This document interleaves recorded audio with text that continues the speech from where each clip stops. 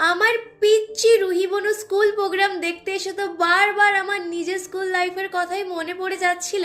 So hey everyone, me Brindishna, welcome to my new video guys. তো এই দুপুর 3টে নাগাদ আমরা কিন্তু বেরিয়ে পড়েছিলাম রুহি বনু স্কুলে যাওয়ার উদ্দেশ্যে।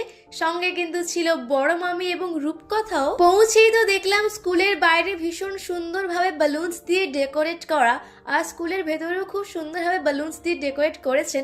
আফটার অল ক্রিসমাস বলে কথা না, এই অ্যানুয়াল ফাংশনটি হওয়ার পরেই কিন্তু ওদের স্কুলে একদম ক্রিসমাসের জন্য ছুটি পড়েই যায়। তো ফার্স্টেই আমরা এন্টার করে অনেকগুলি ভালো ভালো ফটোস ক্লিক করে নিলাম। এরপরে চলে এলো বান্টি বনু। দেন কিছুক্ষণ ফটোস তোলার পরে চলে এলেন স্কুলের আন্টি। উনি কিন্তু সমস্ত বাচ্চাদেরকে নিজের দায়িত্বে একদম ক্লাসরুম অব্দি নিয়েও যাচ্ছিলেন। এরপরেই আমরা গিয়ে বসে পড়লাম একদম স্টেজের সামনে প্রোগ্রামটিকে ভালোভাবে এনজয় করার জন্যে। আর ওই দিন কিন্তু ভীষণ ঠান্ডা হাওয়া দিচ্ছিল। এনিওয়ে, আগে ঠিক এইভাবেই স্কুলের জানলা দিয়ে বাইরের পৃথিবী দেখতাম। এখন বাইরের পৃথিবী হয়ে স্কুলের জানলাটিকে দেখতে হচ্ছে। সময় কত তাড়াতাড়ি না চলে যায়।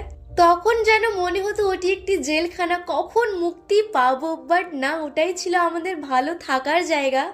যদিও বা আমি মাদার টেরেসা লায়ন্স স্কুল থেকে বিলং করি না, আমি একজন পিবিবিএন, আমি একজন পিবিবি স্টুডেন্ট।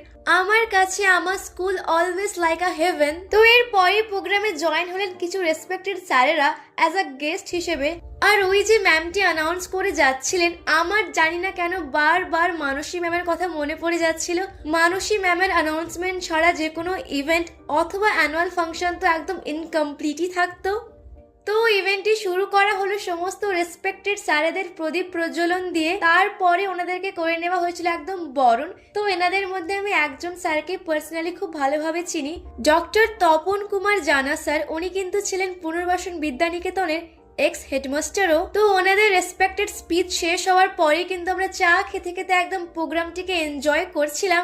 আর আমাদের তো সমস্ত বাচ্চাদের প্রোগ্রামগুলি ভীষণ ভালো লেগেছে।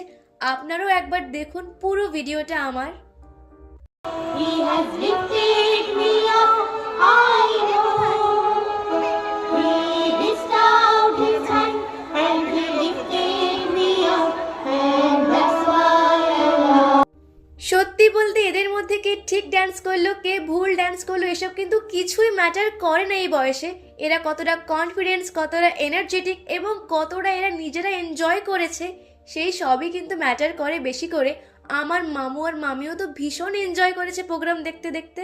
আমি তো লিটারালি বসে ডান্স করছিলাম। আমার এত ভালো লেগেছে সমস্ত প্রোগ্রামগুলি। আপনারাও গানগুলি একবার শুনুন, আপনাদেরও ডান্স করতে ইচ্ছে হবে।